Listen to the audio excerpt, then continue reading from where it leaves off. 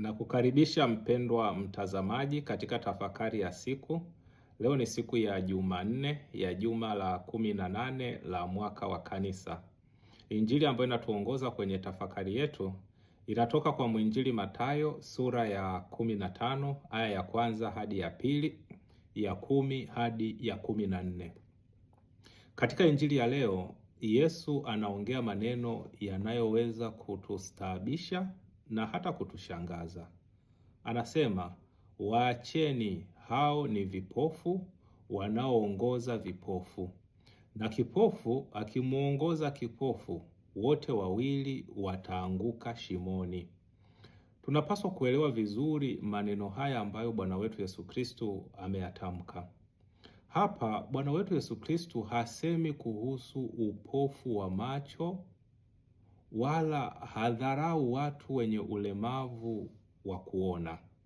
Katika maisha yake yote, kama tunavyofahamu, Yesu aliwapenda watu wenye mahitaji maalumu. Aliwagusa kwa huruma, aliwaponya wengi, waliokuwa vipofu aliwafumbua macho, aliwakaribisha waliotengwa, na hakuwahi kumdharau mtu yeyote kwa sababu ya hali yake ya mwili.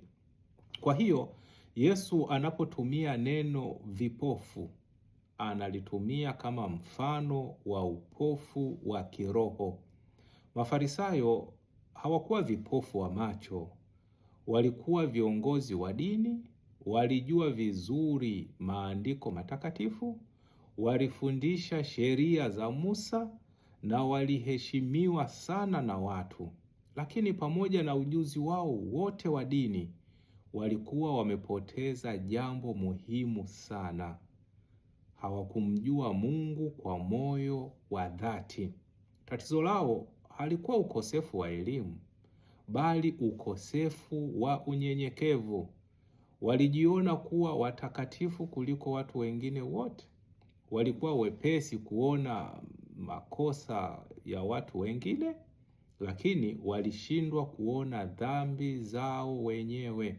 Ndio maana leo hii wanamwendea Bwana wetu Yesu Kristo, wanamlalamikia kwamba wanafunzi wake hawakuwa wananawa mikono kabla ya kula na kufuata sheria na desturi za wazee. Wao kunawa hadi kwenye viwiko sio tu suala la usafi, bali ilikuwa ni ibada. Mafarisayo hawakujali hali ya moyo wa mtu, hawakusisitiza kuhusu haki, kuhusu huruma, kuhusu kuishi kwa upendo, wala kuhusu kufanya toba. Walikuwa wanashughulika zaidi na kusisitiza zaidi mambo ya nje. Ndio maana Bwana wetu Yesu Kristo anawajibu kwa kuwaambia, si kile kinachoingia kinywani kinachomtia mtu unajisi, bali kile kinachotoka kinywani. Yesu anatufundisha kwamba uchafu mkubwa si uchafu wa mikono, bali ni uchafu wa moyo, ni dhambi. Ndugu zangu, huu ndio upofu wa kiroho Bwana wetu Yesu Kristo anaozungumzia. Ni hali ambayo mtu anaona makosa ya wengine, lakini haoni makosa yake. Ni hali ambayo mtu anajivunia dini yake, lakini hana upendo, hafanyi toba. Ni hali ambayo mtu anashika sheria za nje, lakini ndani ya moyo wake amejaa kiburi, amejaa chuki, wivu na hata kuwahukumu watu wengine. Ndugu zangu, hata leo upofu huu bado upo kwenye maisha yetu, kwenye mazingira yetu. Tunaweza kushiriki misa takatifu kila Jumapili, kusali rozari takatifu kila siku, kufunga na kutoa sadaka, kutoa zaka, lakini kama bado tunawachukia wengine, tunawasengenya wengine, hatutaki kusamehe, hatuwasaidii wenye shida, na bado tunajiona sisi ni bora kuliko watu wengine, basi tunahitaji Yesu afungue macho ya mioyo yetu.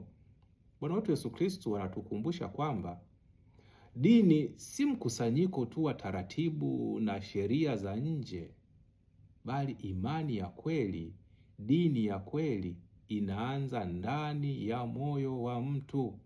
Mungu anaangalia moyo kabla ya kuangalia matendo yako ya nje.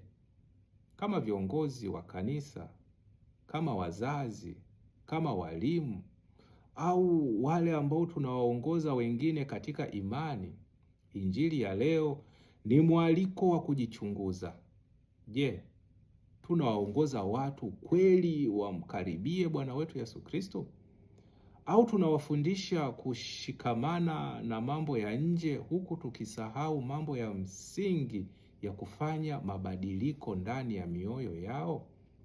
Yesu anataka viongozi wanaoona kwa macho ya imani, wanaotambua kwanza udhaifu wao, wanaofanya toba na ndipo kwa unyenyekevu wawasaidie watu wengine. Leo tumwombe Bwana atuponye na upofu wa kiroho. Atupe macho ya kuona dhambi zetu kabla ya kuona madhaifu na mapungufu ya watu wengine. Atupe moyo unaopenda kwa huruma kuliko moyo ambao unahukumu watu wengine. Na kweli aweze kutusaidia tuweze kuwaongoza watu wengine kwa upendo. Kwa sababu mtu anayemwona Kristo kwa macho ya imani hawezi kubaki yule yule. Atabadilika na atakuwa nuru na mwanga kwa watu wengine. Akubariki na kukulinda Mungu Mwenyezi, Baba na Mwana na Roho Mtakatifu. Amina.